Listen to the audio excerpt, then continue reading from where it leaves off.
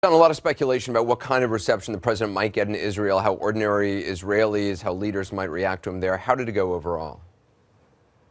Well, Anderson, you've spent a lot of time in this region, so you know what seems like concrete under your feet can suddenly turn to quicksand. But the president's going to head home tomorrow feeling pretty happy, especially on the point you just raised, reception among the Israeli people. He has a very mixed reputation. If you look at the polling, I spent a lot of time talking to everyday Israelis, and especially because of the Cairo speech early on, they thought coming out of the box this was a president who was going to lean more in favor of the Arab and the Muslim world, maybe more in favor of the Palestinians when it comes to the peace issue. The president's speech, all the cultural and historic sites he visited as a tourist, but a tourist with a point, won a lot of great headlines, a lot of praise from Israeli officials. One of the Israeli radio commentators put it this way. She said, if this is how happy we get when Obama comes, what are we going to do when the Messiah comes? So I think that's pretty good reception. Well, obviously, President Obama and Prime Minister Netanyahu have never been the best of friends. Was this visit any different than usual?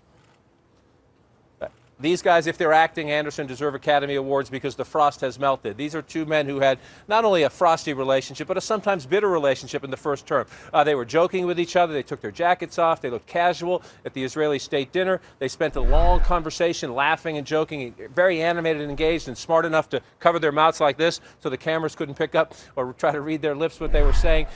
They both said they worked well together. And today, you see some evidence that this personal relationship might be helping in the working relationship, in that Prime Minister Netanyahu called his Turkish counterpart, Prime Minister Erdogan, apologized for that incident back in 2010. Israeli commandos killed 8 Turks and 1 Turkish American on a humanitarian aid flotilla that was heading toward Gaza, and that has spoiled what had been a pretty good alliance. The Prime Minister apologized, promised restitution, so the Israeli-Turkish relationship might get back on track. And if you're the President of the United States, those are 2 key allies in a very messy region. That's a big, important diplomatic feather. In terms of the peace process, though, between Israeli and Palestinians, is there any sense that this is going to become more of a priority for the Obama administration than it's been so far? The president said today that he can't guarantee results, but he does guarantee he's going to give it good effort. Now, every American president picks up this ball at some point, Anderson, and most of them end up very disappointed. Bill Clinton spent a lot of time on it. George W. Bush, in the end of his administration, tried. President Obama didn't touch it much in the first term. Now he says he's going to try. But the big difference is the things that keep the Israelis and the Palestinians from the bargaining table are still there. So the test on this question won't be today. They feel good about the conversations. A month or 2 or 3, are they back at the table? And the president's in Jordan today. What's the focus there?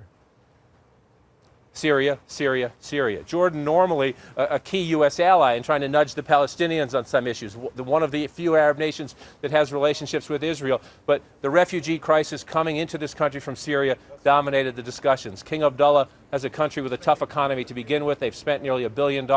They say they're approaching, Anderson, 500,000 Syrian refugees, and they think it is going to keep getting worse. So the president promised about $200 million more. The United States is already giving quite a bit of money to the Syrian refugee crisis, but he promised to ask Congress for $200 million more. So most of the effort was on the refugee crisis here, although Jordan has a very good intelligence service. The president and his national security team also comparing notes with the king and his team about the big questions about chemical weapons and the king's assessment of how long Assad can hang on. All right, John.